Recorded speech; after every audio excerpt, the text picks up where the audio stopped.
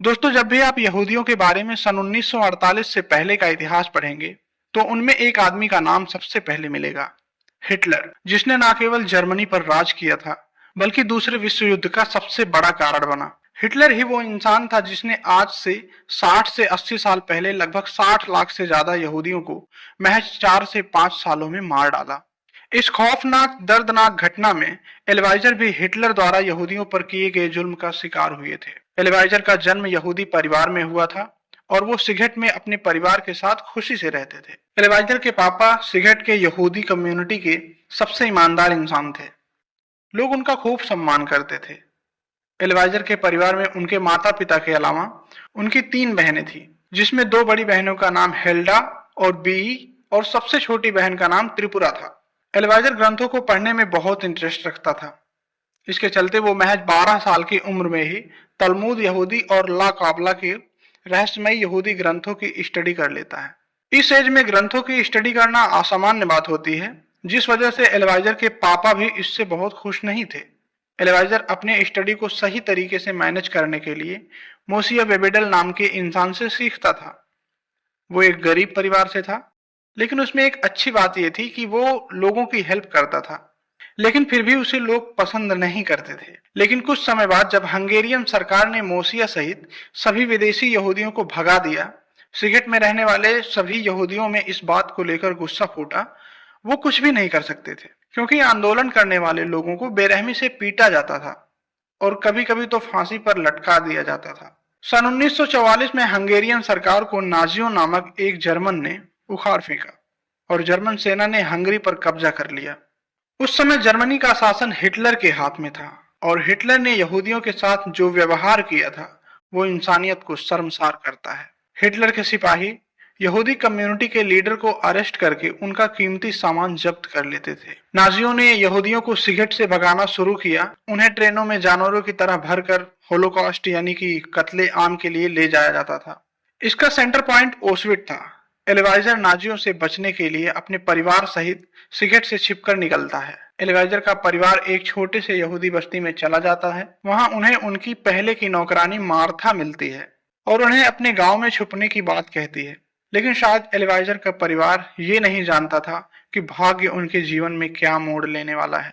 वो मार्था के प्रपोजल को नहीं मानते और जल्दी ही नाजियों और हंगेरियन पुलिस उन्हें पकड़ ले जाती है। अब सवाल ये उठता है दोस्तों कि क्या यहूदी समझदारी से काम लेते तो वो नाजियों के अत्याचार से बच सकते थे?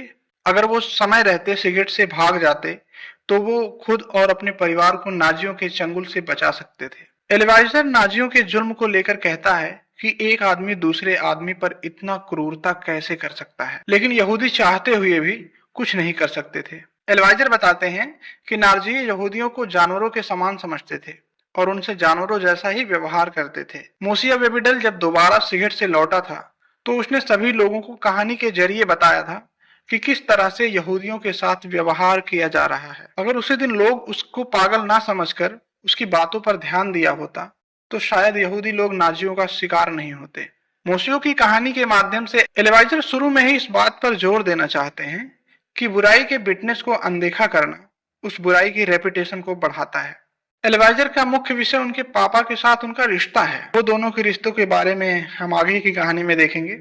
जब यहूदियों को सिगरेट से भगाया जा रहा था तब एल्वाइजर ने अपने पापा से कहा था कि वो फिलिस्तीन चले जाते हैं, लेकिन उनके पापा ने अपने घर को छोड़ने से मना कर दिया था। वो अपने पापा को जिम्मेदार के रूप में सोच रहे थे। एल्वाइजर अपने पापा के कैरेक्टर के जरिए यहूदी परंपराओं की यादों को जीवित रखना चाहता है और एल्वाइजर एक पक्का यहूदी है जो ईश्वर में विश्वास रखता है और धार्मिक रूप से यहूदी परंपरा के बारे में पढ़ता है। जब यहूदियों को सिगरेट से भगाया जा रहा था तब उनको विश्वास था कि भगवान नाजियों से उनकी रक्षा करेंगे। उन्होंने कहा, हे भगवान, ब्रह्मांड के भगवान, हम पर दया करो।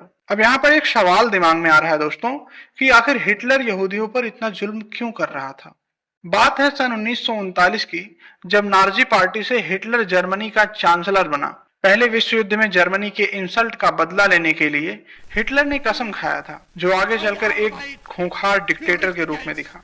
हिटलर एक कट्टर विचारधारा वाला शासक था और देश प्रेमी ऐसा केवल उन्हीं को अपने देश में रहने देता जिनकी रगों में जर्मन का खून दौड़ता हो। जो लोग जर्मनी को सपोर्ट नहीं करते थे, हिटलर उन्हें मार देता था। उस समय जर्मनी में केवल जर्मन, नाजी और यहूदी रहते थे। हिटलर के अनुसार नाजी ही ज्यादा पढ़े लिखे और शासन चलाने के काबिल थे, यानी कि यहूदियों को दुनिया में रहने का कोई हक नहीं। अपनी इस सनक के लिए यहूदियों को मारना शुरू कर दिया, लेकिन उसको लगा कि इस तरह वो ज्यादा दिनों तक यहूदियों को मार नहीं पाएगा। तो उसने जर्मन के लोगों के मन में ये विश्वास बैठा दिया कि आज जर्मनी की इस हालत का कारण यहूदी हैं। इन्हीं के धोखे की वजह से उन्हें पहले विश्व युद्ध में हार का सामना करना पड़ा था। जर्मनी से ही यहूदियों का पतन शुरू हो गया था।